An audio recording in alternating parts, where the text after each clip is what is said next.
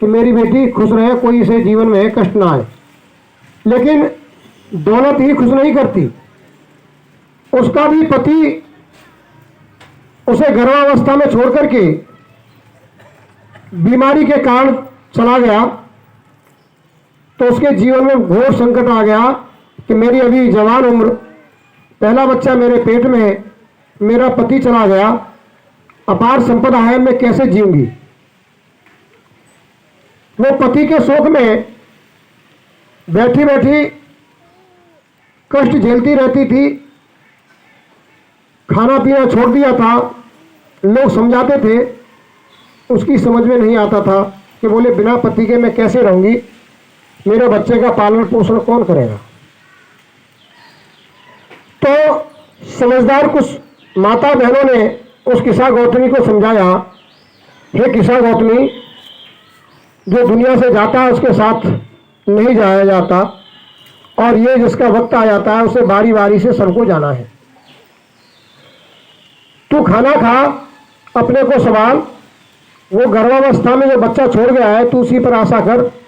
ये बच्चा बड़ा होकर के तेरी नैया को पार लगाएगा, तेरी सेवा करेगा, तेरी वंश परंपरा को आगे बढ़ाएगा। इसलिए जाने वाला तो नहीं आ सकता, तू अपने आप को संवार के इस बच्चे की परवरिश सही कर। तेरे दुख की वजह से, तेरे न खाने पीने की वजह से तेरा बच्चे का भविष्य पेट में खराब हो रहा है। जब माताओं ने उसे समझाया बुझाया, तो उस दुखी किस्सा गौतमी को कुछ हिम्मत बनी। उस बच्चे पर उसने अपना जीवन जीने का सहारा बना लिया, और जब उसका बच्चा पैदा हुआ तो घर में खुशी आ गई। सभी माताओं ने, बहनों ने जाकर के उसे बधाइयाँ दी कि जो संकट का वक्त था वो भी गुजर गया, अब तेरे खुशहाल जीवन आ गए, तू इसे ही अपने पत्नी के रूप में देखते हुए और बेटे के रूप में इसका पालन पोषण कर। लेकिन कुछ विधाता को मंजूर नहीं होता, इसलिए जैसे ही उसका बच्चा 1.5-2 साल का हुआ, वो घर आंगन में खेलने कूदने लगा, उसकी खुशियां बढ़ गई। तभी एक घटना घटित होती है, और घटना घटित हुई कि बच्चा जो है खेलते खेलते घर से बाहर चला गया। घर के बाहर छोटी मोटी झाड़ी सी थी, उस झाड़ी में सर्प था। बच्चा उसी झाड़ी के पास चला गया और सर्प ने उस बच्चे को डस लिया। एक 2 वर्ष का बच्चा नन्हा मुन्ना सा, और उसे सर्प ने डस लिया, वो वहीं खत्म हो गया मौके पर। किस्सा गौतमी ने देखा कि मेरा बच्चा बाहर खेलने गया, अभी उसकी कोई किलकारी नहीं आ रही, देख के आऊं। वो घर से बाहर गई तो उसने देखा कि झाड़ी में उसका बेटा अचेत अवस्था में पड़ा हुआ है। उसने उसे इधर उधर हिलाया डुलाया, टटोला, उसे कोई चोट भी नजर नहीं आई। मामूली सा जो है काटने का लाल सा निशान था, बोले इससे तो कुछ हो नहीं सकता, मेरे बच्चे को क्या हो गया है। जब कुछ मौके पर मौजूद बुजुर्गों ने देखा, नारी नवंश के इसके कुछ नहीं है, तो खत्म हो गया, जैसे ही कहा खत्म हो गया, वो पछाड़ खाड़ करके रोने लगी, रुदन करने लगी। मैंने जिस पर आशा करी थी वो भी चला गया, अब मैं कैसे जिंदा रहूंगी। देखिए किस्सा गौतमी पर कितना जबरदस्त संकट टूटा। पति चला गया, अपार संपदा थी, और उसका बेटा जिस पर उसकी आशा थी 2 साल में, वो भी चला गया। अब उसे विश्वास नहीं हो रहा, वो उस बच्चे को गोद में लेकर के रोदन करते हुए श्रावस्ती में घूमने लगी, उस गांव में वैद्यों के पास, कि कोई वैद्य मेरे बेटे को सही कर दे और जितनी चाहे उतनी धन संपदा मुझसे ले ले। बच्चे के वजन से ज्यादा मैं सोना दे दूंगी, लेकिन मेरे बेटे को जिंदा कर दे। सब वैद्यों के पास गई, वैद्यों ने नारी नवंश देखी, सबने कहा यह मृत्यु हो चुकी है, अब इसे जिंदा नहीं किया जा सकता। रोग होता तो उसका इलाज किया जा सकता था, मृत्यु का कोई इलाज नहीं है, मृत्यु लाइलाज है। अभी तक मृत्यु पर विजय न तो कोई वैज्ञानिक प्राप्त कर पाया और न कोई ऋषि मुनि। भगवान बुद्ध को भी दुनिया से जाना पड़ा, प्रकांड महामनीषी बाबा साहब डॉक्टर अम्बेडकर को भी जाना पड़ा, और भी जितने महापुरुष हुए बारी बारी से, सभी जिन्हें हम भगवान कहते हैं, जिनकी हम आराधना करते हैं, जिन्हें सर्व विज्ञ मानते हैं, ज्ञाता मानते हैं, उनको भी जाना पड़ा। लेकिन किस्सा गौतमी की समझ में नहीं आ रहा था कि मैं बिना बेटे के जिंदा नहीं रहूंगी। 4 से 8 दिन हो गए उसने खाना नहीं खाया, मृत बच्चे को गले से लगा करके घूम रही थी। तो कुछ समझदार माताएं बहनें और बुजुर्गों ने कहा कि भाई इसे समझाओ, जो कुछ होना था वो तो हो गया, अब इसके जीवन में, इसके नसीब में कष्ट है तो हम क्या कर सकते हैं, लेकिन इसका जीवन तो सही चले, इसे तो बचाओ। समझदार आदमियों का यही होता है कि जो होना था वो हो गया, जो न होने वाला है उसे संचित किया जाए, उसे बचा के रखा जाए, उसकी परवरिश की जाए, उसे जीवन में खुशहाली लाई जाए। लेकिन किस्सा गौतमी किसी की नहीं मानती थी। तब किसी ने कहा कि इसे भगवान बुद्ध के पास भेज दो, भगवान दुख पैदा होगा, जिसके साथ करेंगे उसके साथ भी होगा और उसका परिणाम हमें भी भोगना पड़ेगा। तो हिंसा कैसे होती है? मन से, वचन से, कर्म से। किसी का गला काटना हिंसा नहीं होती, मन से, वचन से, कर्म से भी हिंसा होती है। जब घर में एक भाई दूसरे भाई से, एक स्त्री दूसरी स्त्री से, अर्थात एक बहन दूसरी बहन से जब मन से ठीक नहीं बोलती तो वहां से ही दुराभाव पैदा हो जाता है। आपने देखा होगा आदमी के चित्त में ईर्ष्या भाव, किसी के रंग रूप को देख करके, किसी की संपत्ति को देख करके, किसी की उन्नति को देख करके, किसी की औलाद को देख करके, किसी के विकास को देख करके पैदा हो जाती है। जब चित्त में ईर्ष्या पैदा होती है, द्वेष भाव पैदा होता है, तो जिसके चित्त में द्वेष भाव पैदा होता है उसके चित्त की रूमानी घट जाती है, अर्थात सुंदरता घट जाती है, चेहरे पर चिंता उभर आती है। और जब चिंता ज़्यादा समय तक ईर्ष्या भाव रहता है तो फिर वाणी खराब होती है उसकी, और वाणी जब भवंग बोलता है उससे भी संबंध खराब होते हैं। इसलिए मन से, वचन से और कर्म से, जब हम कर्म से हिंसा करते हैं, कोई व्यक्ति अपनी पत्नी को मारता है, अपने भाई को मारता है, माता पिता को सताता है, ये कर्म से हिंसा है, तो इससे दुख ही पैदा होगा। सास से बहू अगर सही व्यवहार न करे, मन से अच्छा न सोचे, तो सास दुखी रहने लगती है, और सास भी बहू के प्रति अच्छा न सोचे तो बहू भी दुखी रहने लगती है। यह प्रत्येक मनुष्य पर लागू होती है। इसलिए हमें खुशहाल जीवन जीने के लिए हिंसा से बचना है। और हिंसा केवल जीव के साथ ही नहीं, प्राण जिसमें भी होता है। प्राण किसमें है? मनुष्यों के साथ साथ जीव जंतुओं में प्राण है, पशु पक्षियों में प्राण है, कीट पतंगों में प्राण है, और जो वनस्पति है, पेड़ पौधे, इनमें भी प्राण है। इसलिए इनके साथ भी अनावश्यक हिंसा न करें। मनुष्य ने बिना सोचे विचारे ज्यादा पेड़ों का कटान कर दिया कि होली मेरी बड़ी बनेगी कि तेरी बड़ी बनेगी। आज जो है पर्यावरण का संकट पैदा हो गया, सरकार को पेड़ लगाने पड़ते हैं और बिना परमिशन के आप पेड़ काट नहीं सकते। ये अनावश्यक कटान हुआ। इसलिए भगवान बुद्ध ने कहा कि जिसके अंदर प्राण है उसके साथ में मन से, वचन से, कर्म से हिंसा मत करना। ये भगवान बुद्ध के पहले शील का अर्थ में इसलिए बता रहा हूं कि भाई मनोज कुमार जी को जाने के बाद में बड़ा परिवार है, ये 5-6 भाई बहन है, शादियां होगी, नाते रिश्ते होंगे, परिवार बढ़ेगा। हम आपस में मन से, वचन से, कर्म से किसी को आघात पहुंचाने का प्रयास न करें। इससे कटुता पैदा होगी, चित्त की शांति लंबे समय तक भंग रहेगी। दूसरा भगवान बुद्ध ने शील बताया, कभी झूठ नहीं बोलूंगा। ये प्रत्येक उपासक उपासिका के लिए संकल्प लेना चाहिए, क्योंकि झूठ से भी उपाधि पैदा होती है। और झूठ क्या होता है?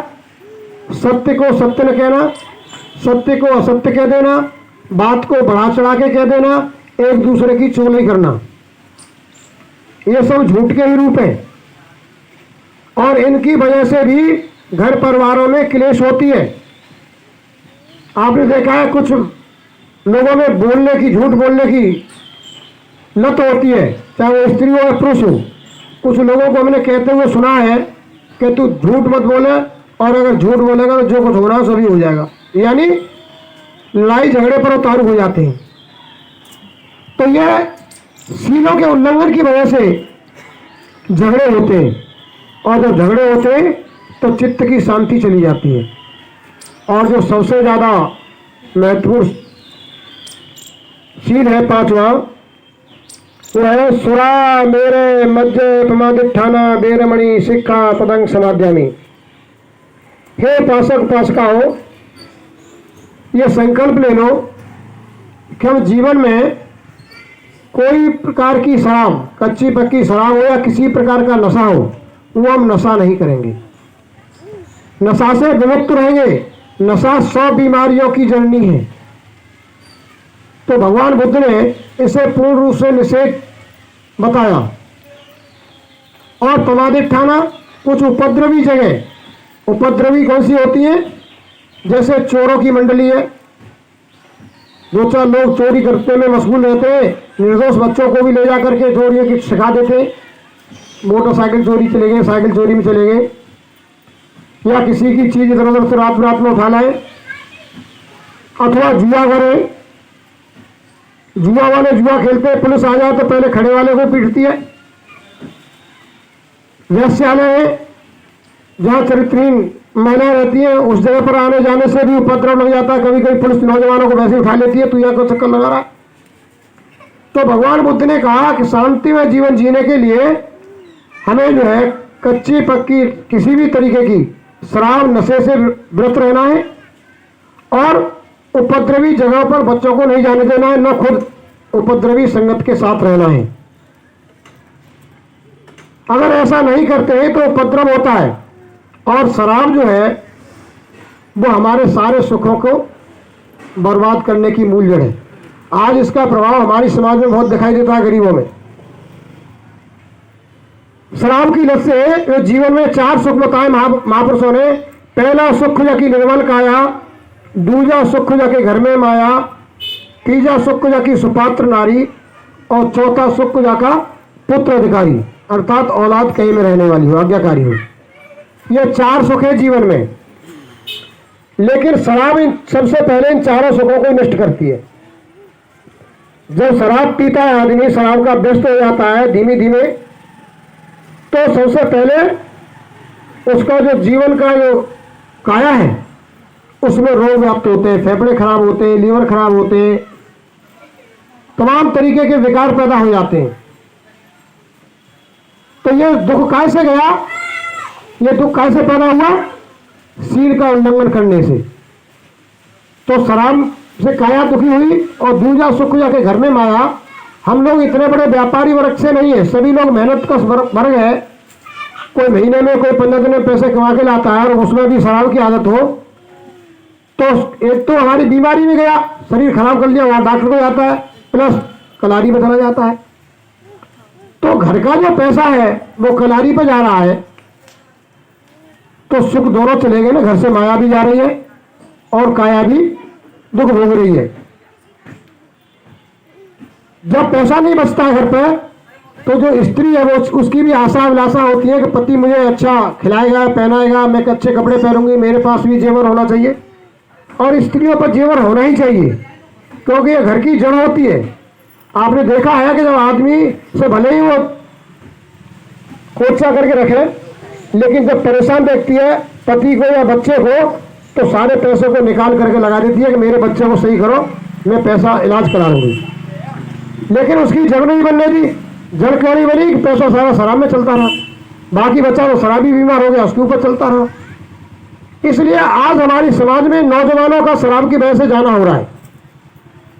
गरीब परिवारों में शादी तो जल्दी होती है, साथ ही साथ जो कमाने की केवल मजदूरी का जरिया है, उसमें भी हम जो शराब के व्यस्त हो जाते हैं, उससे हम जवानी में बीमार हो जाते हैं, और अपने पीछे भटकती हुई अपनी पत्नी और बच्चों को छोड़ जाते हैं। पत्नी दिनों रात इस बात से रोती है, इतना बड़ा परिवार में पालू कहाँ से? आय का कोई साधन नहीं है, व्यापारी वर्ग नहीं है, समाज मजदूर है। इसकी वजह से बहुत संकट आता है समाज में, और पत्नी का जो सुख चला जाता है पति के शराब पीने से, तो वो आज्ञाकारी कब तक रहेगी? वो भी सोचती है कि जो बच्चों को पैसा आता, पढ़ाने में फीस जमा होती, मैं चाहती हूँ मेरे बच्चे इंग्लिश मीडियम पढ़े, हर माँ चाहती है, लेकिन पति जो पैसा है वो शराब में खर्च कर देता है। स्कूल की अगर 200 रुपये या 300 रुपये फीस है तो सारा समाज कहता है इस बात को कि बहुत महंगाई है, शिक्षा बहुत महंगी हो गई है। कितने 250-300 रुपये फीस है बताइए, हर महीने की कहाँ से लाएगा। लेकिन मैं कहता हूँ 90% लोग पीते हैं और गुटखा खाते हैं। अगर गुटखा का भी हिसाब लगा लिया जाए तो 10 रुपये का गुटखा आता है। एक एक आदमी 5-5 गुटखे खा लेता है और 5 गुटखे 50 रुपये के हो गए। महीने की गणना की जाए तो 1500 रुपये के हो गए और बच्चे की पढ़ाई 250-300 रुपये नहीं निकलते। वो कहते हैं पढ़ाई सस्ती होनी चाहिए, फ्री होनी चाहिए, शराब कितनी महंगी हो जाए फिर भी नहीं छोड़ेंगे। तो यह कोई शासन आदेश नहीं है शराब पीने का कि हम पिएंगे, न पिएंगे तो हमारे खिलाफ कोई कार्रवाई हो जाएगी। ये हम अपनी आदतों के वशीभूत हैं, अपने जो बुराइयां हैं उसके वशीभूत हो गए।